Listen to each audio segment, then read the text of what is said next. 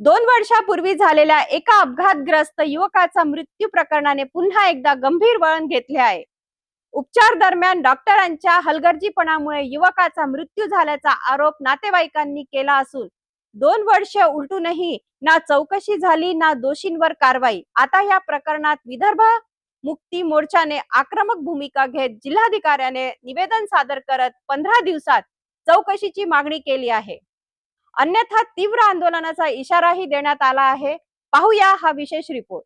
2 वर्षापूर्वी दुचाकी घसरून झालेल्या अपघातात एक युवक गंभीर जखमी झाला होता। त्याला उपचारासाठी पीडीएमसी रुग्णालयात दाखल करण्यात आले होते। मात्र उपचार दरम्यान रुग्णाच्या नातेवाईकांना त्याची भेट घेऊ दिली गेली नसल्याचा गंभीर आरोप करण्यात आला आहे। नातेवाईकांच्या म्हणण्यानुसार बराच वेळ उपचार सुरू असल्याचे सांगितल्यानंतर अचानक युवकाचा मृत्यू झाल्याची माहिती देण्यात आली। डॉक्टरांच्या निष्काळजीपणामुळे आणि हलगर्जीपणामुळेच युवकाचा जीव गेला असल्याचा आरोप कुटुंबियांनी केला आहे। या प्रकरणात मृत युवकाचा शवविच्छेदन अहवाल देखील आजपर्यंत मिळालेला नसल्याचा दावा नातेवाईकांनी केला आहे। गेल्या 2 वर्षापासून विविध स्तरांवर चौकशीची मागणी करूनही कोणतीही ठोस कारवाई झालेली नाही। तसेच दोषी विरोधात गुन्हाही दाखल करण्यात आलेला नसल्याचे सांगण्यात आले आहे। या पार्श्वभूमीवर विदर्भ मुक्ती मोर्चाने जिल्हाधिकाऱ्यांना निवेदन देत संपूर्ण प्रकरणाची निष्पक्ष चौकशी करण्याची मागणी केली आहे।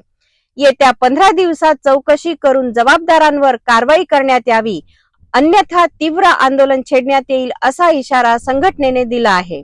आता प्रशासन या गंभीर आरोपांची कितपत दखल घेते आणि 2 वर्षापासून न्यायाच्या प्रतीक्षेत असलेल्या कुटुंबाला न्याय मिळतो का याकडे सर्वांचे लक्ष लागले आहे। लोकांचे पाय कापल्या जाते, लोक मरत नाही, पण या टोंगाड्याच्या ऑपरेशन मध्ये जर एखादा धष्टपुष्ट 24 वर्षाचा मुलगा मरण पावत आहे तर नातेवाईकाच्या भावना भडकल्या। गाडगेनगर पोलीस स्टेशन मध्ये जाऊन रिपोर्ट देत असताना पीडीएमसीच्या विरोधात डॉक्टरांच्या विरोधात रिपोर्ट देत असताना परस्पर त्या पीडीएमसी कॉलेजमधून ती बॉडी हलवण्यात आली, कुठल्याही नातेवाईकाची सही न घेता इरविनला पीएम करता नेण्यात आली आणि तेव्हापासून आज 2 वर्ष झालेले आहे। पीडीएमसीने त्या डॉक्टरांवर कारवाई केलेली नाही, पण आपल्या गाडगेनगर पोलीस स्टेशनमधून कुठलीही कारवाई झालेली नाही। आणि म्हणून जे वडील आहेत राजेश इंगळे यांचा एकुलता एक मुलगा असल्यामुळं त्यांच्याही जीवन मरणाचा प्रश्न निर्माण झाला आणि त्यांना त्यांच्या मुलासाठी न्याय पाहिजे आहे। आज 2 वर्ष झाले।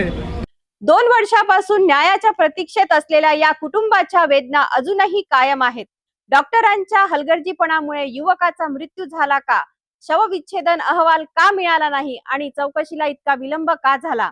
या सर्व प्रश्नांची उत्तरे आता प्रशासनाला द्यावी लागणार आहेत। विदर्भ मुक्ती मोर्चाच्या आंदोलनाच्या इशाऱ्यानंतर हे प्रकरण पुन्हा चर्चेत आले असून पुढील घडामोडींवर आमची नजर राहील।